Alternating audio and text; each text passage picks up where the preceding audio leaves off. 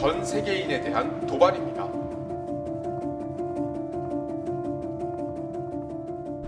38조는 적용의 범위를 외국인에까지 확대를 하고 있죠. 중국은 말할 것도 없고요. 홍콩을 방문한다거나 또는 중국 국적 비행기 또는 홍콩 국적의 비행기를 타더라도 바로 적용을 받게 됩니다.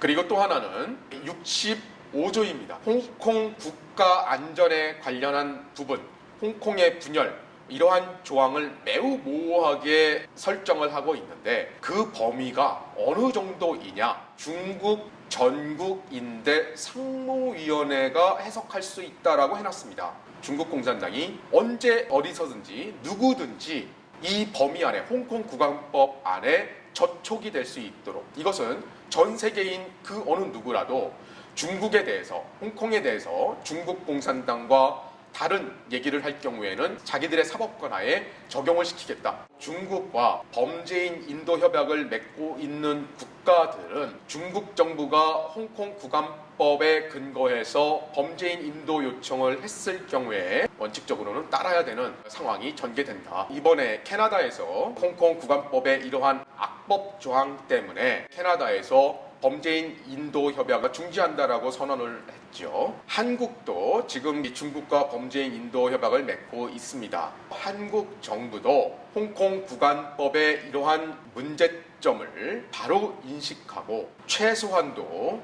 중국 정부의 이 부분에 대한 홍콩 국안법 38조와 65조에 대한 직접적 설명을 요구를 해야 합니다. 한국의 주권을, 그리고 한국 국민의 주권을 침해하지 않는다라고 하는 그러한 문서화된 약속이라도 받아야 된다. 다른 국가가 중국과 범죄인 인도 협약을 맺고 있는 한국에 방문한다거나 한국 쪽 비행기를 탄다거나 이러한 것들조차도 꺼릴 수 있는 가능성이 있거든요. 바로 이것은 우리에게도, 그리고 우리나라와 우리나라 주권, 우리나라 국민, 우리나라의 대외 교류에 직접적 영향을 줄 수가 있는 것입니다. 때문에 사안이 매우 중대하다.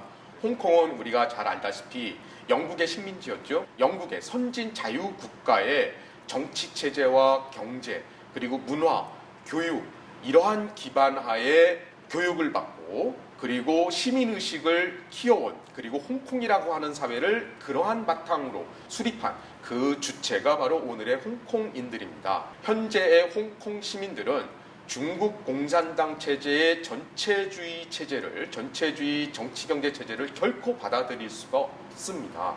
문제는 뭐냐 하면 바로 홍콩에 자라나고 있는 젊은 세대들입니다. 그들이 살아가야 할 홍콩이 향후에 중국 공산당 체제의 전체주의 사회로 갔을 때 아무런 미래와 희망이 없다라고 하는 것을 너무나도 잘 알고 있다.